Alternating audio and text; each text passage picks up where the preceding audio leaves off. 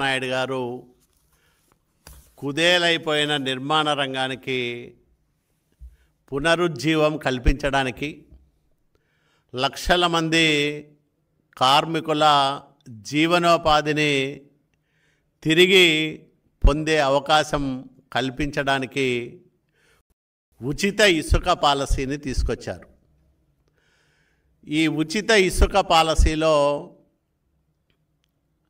ఎక్కడైతే ప్రభుత్వం గుర్తించిందో ఆ స్టాక్ యార్డుల్లో ఉన్న ఇసుకంతా కూడా అవసరమైన వాళ్ళు ఉచితంగా తీసుకునే అవకాశం, వెసులుబాటు ప్రభుత్వం కల్పించింది. గత 3-4 రోజులుగా చూస్తూ ఉంటే ఉచిత ఇసుక పైన ఉచితానుచితాలు మరిచిపోయి నీలి మీడియా ఇష్టం వచ్చినట్లు విషప్రచారం చేస్తూ ఉంది. మేమేదో ధరల పట్టికలు పెట్టామని, ఇసుకను ఉచితమని చెప్పి డబ్బులు వసూలు చేస్తూ ఉండమనే దుష్ప్రచారాన్ని సామాజిక మాధ్యమాల్లోనూ నీలి మీడియా ద్వారాను వైసీపీ ప్రజల్లోకి తీసుకుపోయే ప్రయత్నం చేస్తూ ఉంది. నేను ఒకటే అడుగుతా ఉన్నా, మీరు చేయలేని పనిని చంద్రబాబు నాయుడు గారు చేశారు.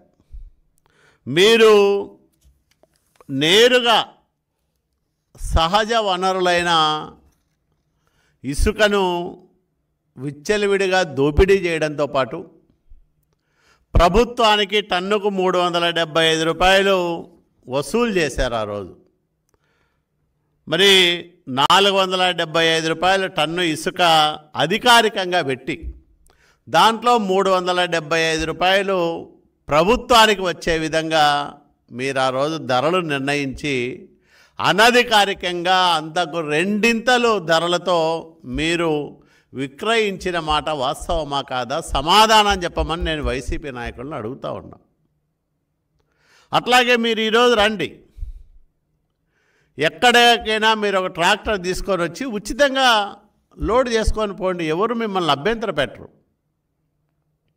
లేదా ఎడ్ల బండుల్లో ఎవరికి అవసరమన్నా వాళ్ళు తీసిపోమని ప్రభుత్వమే స్వయంగా ముఖ్యమంత్రి చంద్రబాబు నాయుడు గారే ప్రకటించారు.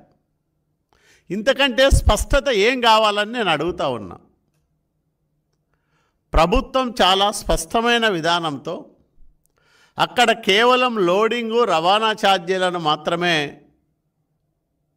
వసూలు చేస్తూ ప్రజలకు ఉచితంగా ఇసుకను అందజేస్తూ ఉంటే వైసీపీ నాయకులకు ఎందుకు కడుపు మంట అని నేను అడుగుతూ ఉన్నా.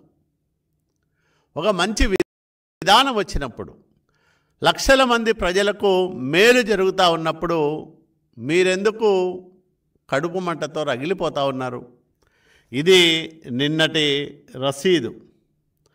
20 మెట్రిక్ టన్నులకు 4,000 రూపాయలు. చాలా స్పష్టంగా ఇందులో లోడింగ్ ఛార్జీలు, రవాణా ఛార్జీలు ఉన్నాయి. దీని మీద ఎందుకు విషం కక్కుతా ఉంది వైసీపీ? జగన్మోహన్ రెడ్డిని ట్రాక్టర్ వేసుకొని రమ్మనండి, లేదా ఎవరు మొన్ననే కొడాలి నాని పోయినాడు కదా,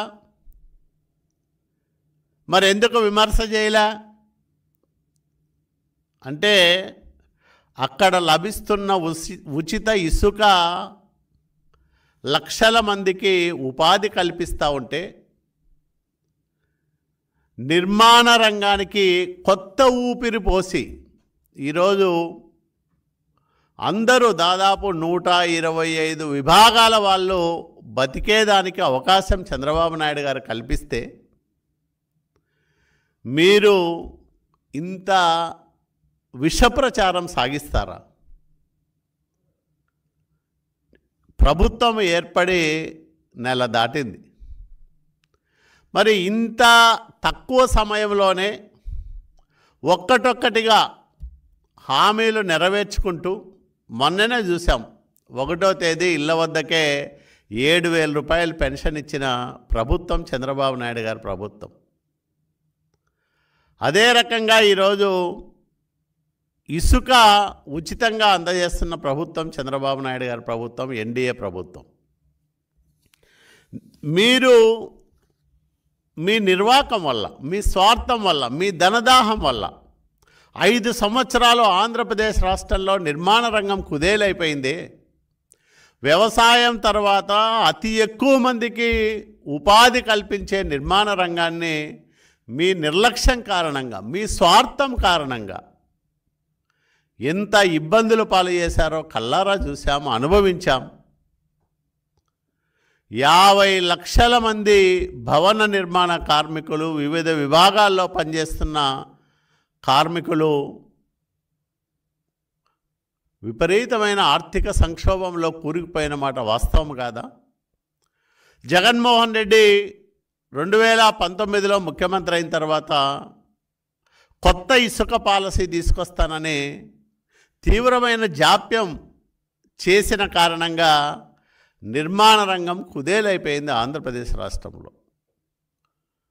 లక్షల మంది ఉపాధి అవకాశాలు కోల్పోయి రోడ్ల మీదకి వచ్చారు అన్నమో రామచంద్ర అంటూ.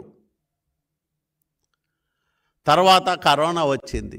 కనీసం కరోనా సమయంలో కూడా కనికరం లేకోకుండా నిర్మాణ రంగాన్ని పూర్తిగా నిర్వీర్యం చేసింది అప్పటి వైసీపీ ప్రభుత్వం.